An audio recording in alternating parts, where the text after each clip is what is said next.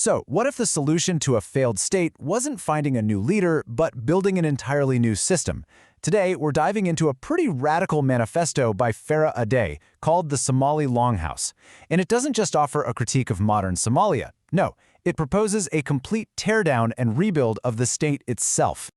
The author's entire argument really hinges on this one core idea: borrowed statehood. The thinking is that Somalia was forced to adopt a political system, a centralized, top-down government that is completely alien to its own culture and society. And this mismatch, the manifesto argues, isn't just a minor problem, it is the source of the entire crisis. And this mismatch, according to the author, is what creates something they call the predatory state. Now, this concept is absolutely crucial. We're not talking about a state that just has some corruption. We're talking about a state where corruption is the operating system. The government itself literally becomes a machine for a small elite to loot public resources and enrich themselves. Okay, so how does a state actually become predatory? Well, the manifesto says it's not some one-off event. Instead, it's a vicious cycle with three very clear stages. It all starts with centralization, which turns politics into this brutal winner-take-all fight. And of course, to win that fight, you need cash and resources, which leads directly to step 2, institutionalized looting. Then, to protect that whole system, you have to put your most trusted people in charge, which creates what the manifesto calls the family state, where power is locked down through family ties and nepotism. I mean, just think about what's at stake here. The central government in Mogadishu holds all the keys. We're talking international recognition, the bottleneck for all foreign aid, and the final say on the Constitution. This makes the presidency an all-or-nothing prize. It's a true zero-sum game, where the winner gets everything and the loser gets, well, nothing. So, to win that massive prize, leaders have to use the state's own resources to buy loyalty. And that's exactly how the looting machine gets built. Public contracts, oil licenses, they're not given out based on merit. No, they become political currency, used to pay for support. It's a self-perpetuating cycle of corruption. And this brings us to that final stage, the family state.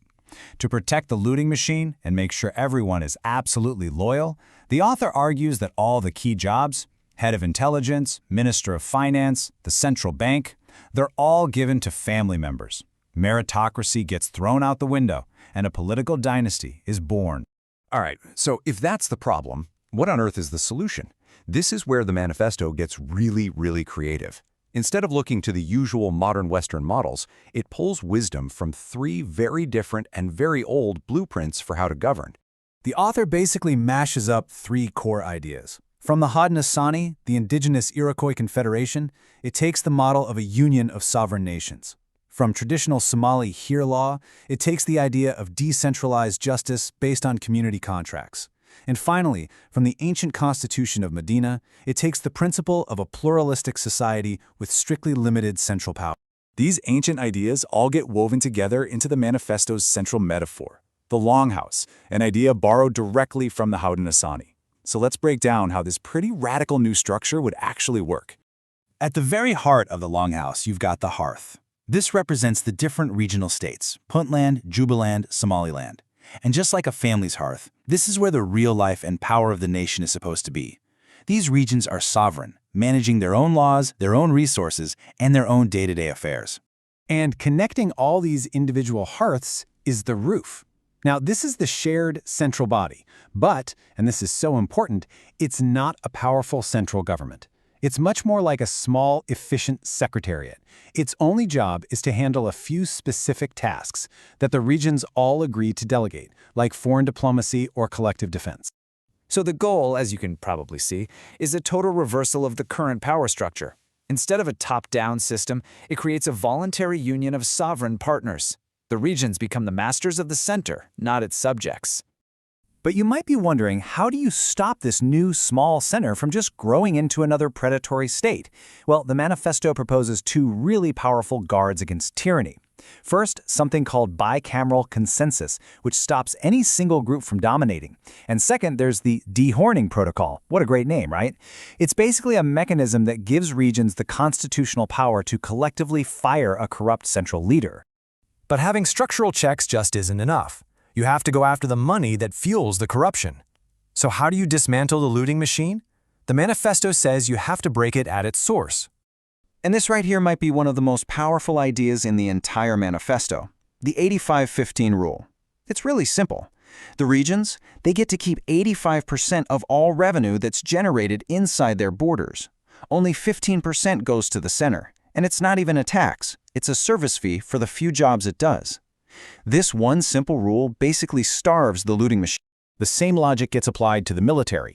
The manifesto argues that a single national army is just too easily used as a president's private tool for coercion. The alternative? A state guard system. Each region manages its own security, and the only form of mutual defense pact if they're facing an external threat. This model also offers a fascinating potential solution to the decades-long stalemate with Somaliland. It presents a third way. Somaliland, which has long declared its independence, could join this new union as a completely sovereign partner, keeping its own laws, its own government, and its own army, without ever having to submit to a central authority in Mogadishu. So when you put it all together, the Longhouse model is a vision for radical decentralization. It's a complete inversion of power, and it's all designed to reflect what the author believes is the authentic, ground-up nature of Somali society. And this final quote from the manifesto, I think, really gets to the heart of the philosophy. The argument is that Somalia shouldn't be waiting around for a single, strong, benevolent leader, some man of peace, to come save the day. Instead, it should be focused on building a just system, one with checks and balances that makes predatory leadership impossible in the first place. Ultimately, the Somali Longhouse Manifesto is about more than just one country.